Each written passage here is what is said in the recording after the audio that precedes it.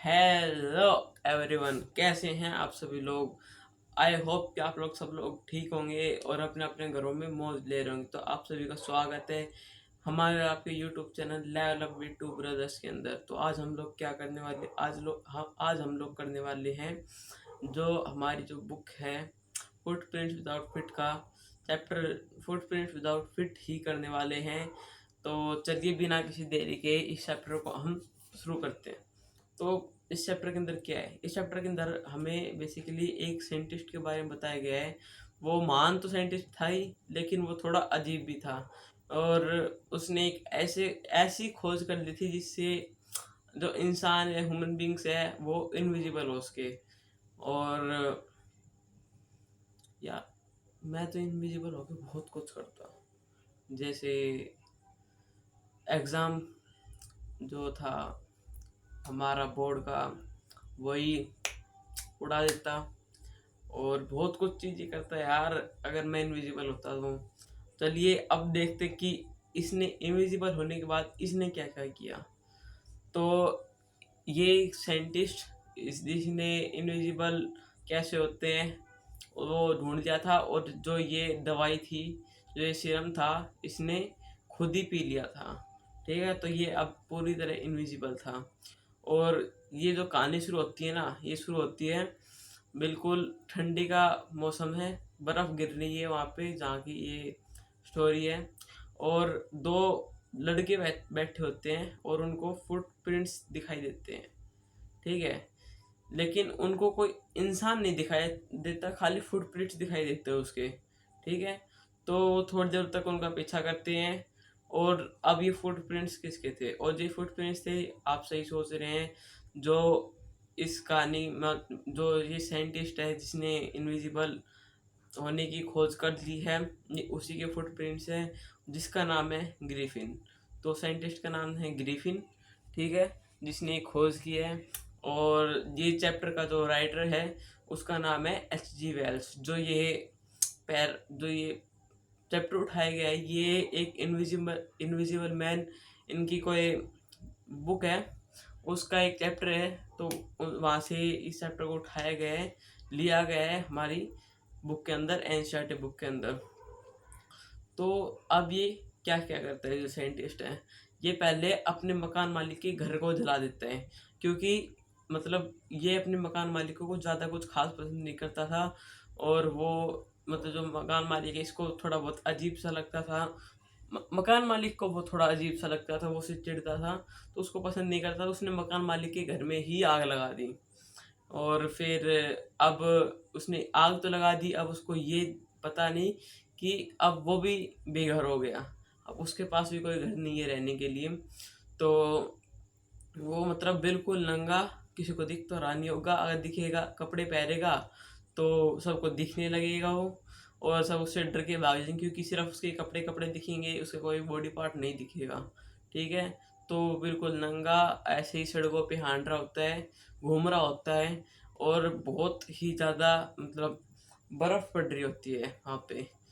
तो इतनी ठंड के अंदर तो उसको एक स्टोर दिखता है, जिसके अंदर वो बस बंद होने वाला होता है, उससे पहले ही वो उसके अंदर घुस जाता है और थोड़ी देर बाद वो स्टोर बंद भी हो जाता है। तो अब एक तो वो इनविजिबल, और ऊपर से वो एक स्टोर में है।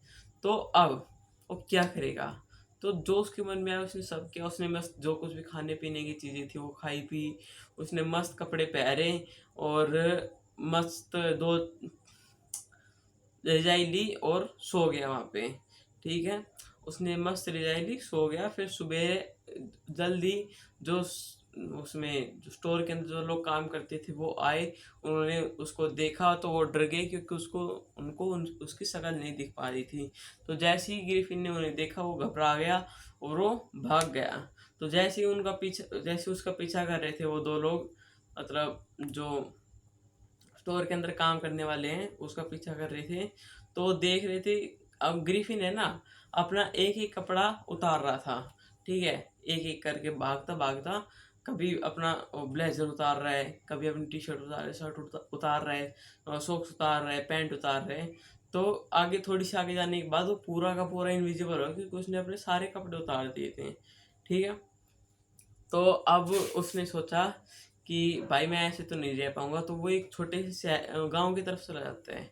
तो गांव में उनको मतलब वो एक घर किराए पे लेता है, और वो अपनी वेशभूषा कैसी करता है, वो अपने पूरे मुंह के ऊपर पट्टी लपेट लेता है, ग्लासेस लगा लेता है, और एक मतलब जो राउंड हेड होती है उसको पहन लेते हैं, एक लॉन्ग कोट, शर्ट, और नीचे बूट्स बड़े बड़े, और पैंट।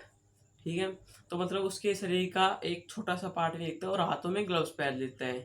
तो वो, यार मच्छर था, पकड़ना पकड़ा यार मैंने मच्छर।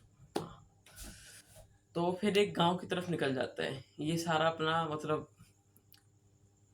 बेस बना के वो गांव की तरफ निकल जाते हैं।